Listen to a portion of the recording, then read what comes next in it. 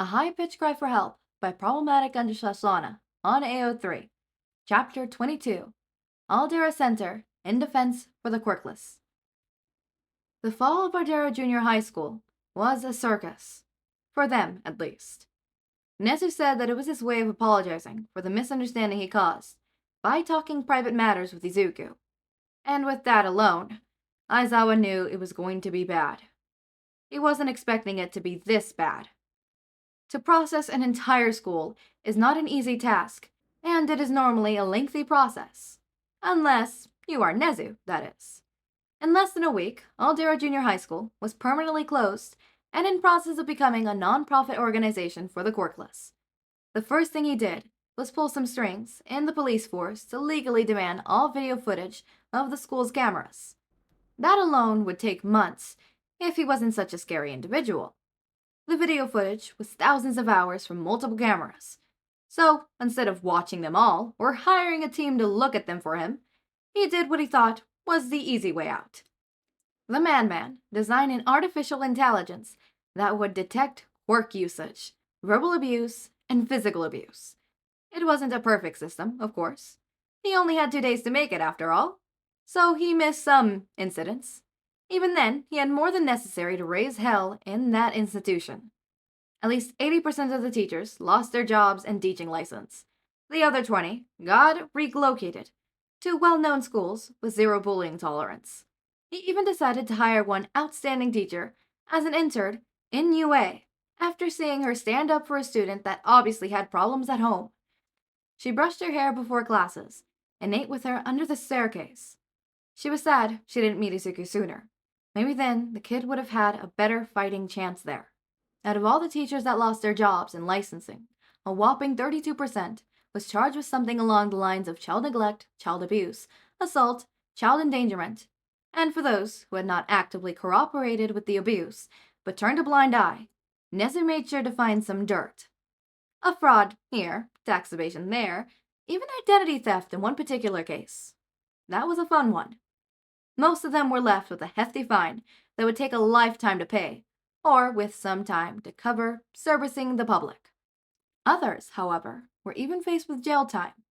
Nezu loved to send people to jail, a lot more than he liked doing the right thing. Mike was relieved to be with Nezu, and swore to never be against him. Lord knows he would be able to handle with that kind of torment.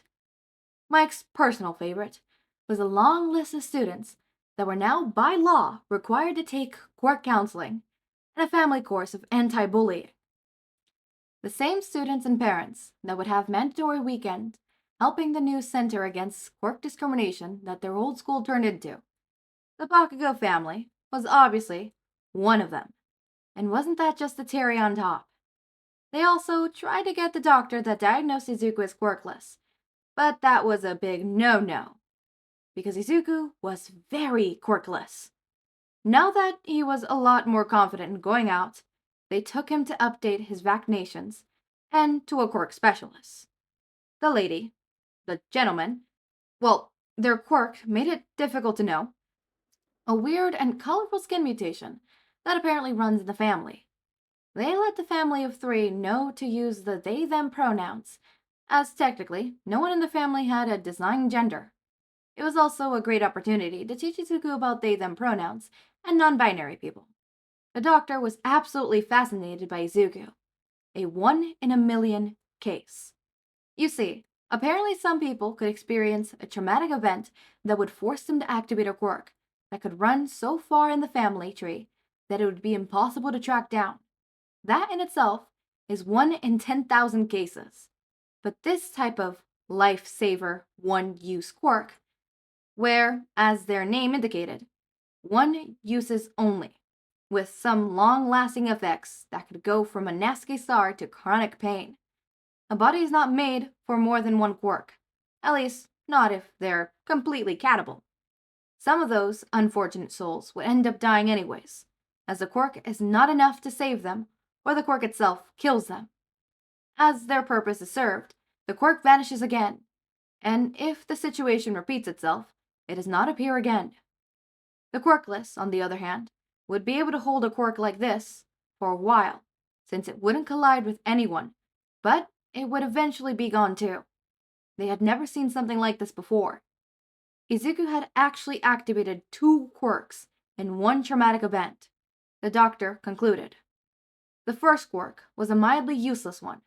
The doctor referred to it as glue trap, mostly because they found it funny. Glue trap was basically that, a sticky part in Izuku's brain that let him understand and decode information without letting it go or needing to hear it a second time. It could be considered as a memory quirk, if it wasn't because of the effect it had on the second quirk. Glue trap would write anything down, not letting a memory or knowledge escape ever.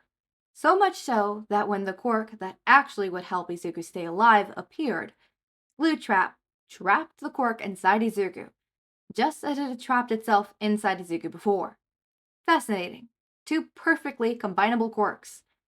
They registered Izuku under 2 quirks, glue trap and sound wave control.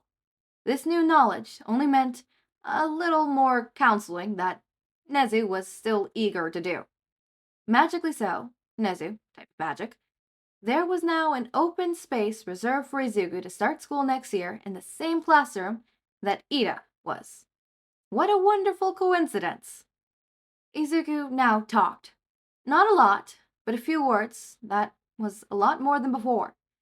Most of the time, he would only say 1 word at a time. Water, hug, and sad were the top ones right now. He hadn't said Dada again, nor had he referred to Aizawa as something similar. Mike was always there to remind him that it was a critical moment when that had happened, and although it was a milestone, he had a long list of milestones he crossed before Mike. Physical contact was a big one, and so was admitting to being afraid when he was left alone when it was time to sleep. That was the conversation they had after he was found sleeping under his bed one night. Aizawa was sure they would get there. There was no rush when they had all their lives ahead. The case of Izuku's talking was now under the statement of selective mutism. The only people he ever spoke to were Mike and Aizawa, although Nomuri heard him once, but he was not talking to her. It was a deep relief to start working on his quirk with Nezu, now that Aizawa was there to stop it when it would get out of hand, and Mike to give tips and tricks. A dream team, really.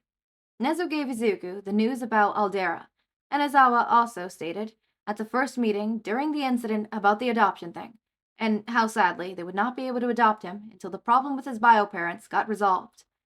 They would get there, he promised, and Aizawa never breaks a promise. Sometimes I do wish I had met little Izuku first. It would be a delight to adopt you myself. Half-joked Nezu. Aizawa didn't think it was too funny. An outstanding individual for sure. The old video footage proved that you were extraordinarily well before gaining a quirk, Midoriya. He praised, almost fondly. Almost. If you still desire to be a hero in the future, I would be up to making a recommendation letter myself for another hero score. Or, to save you a spot right here, I think that is the bare minimum for the effort you put into our lessons with me, little human. He promised, a creepy fire in his eyes. By the time I'm done with your lessons, you will have no problem getting into any course. And Izuku smiled, genuinely so. Maybe Nezu did understand to some degree human emotions. For the first time, Izuku took pride in the praise he got.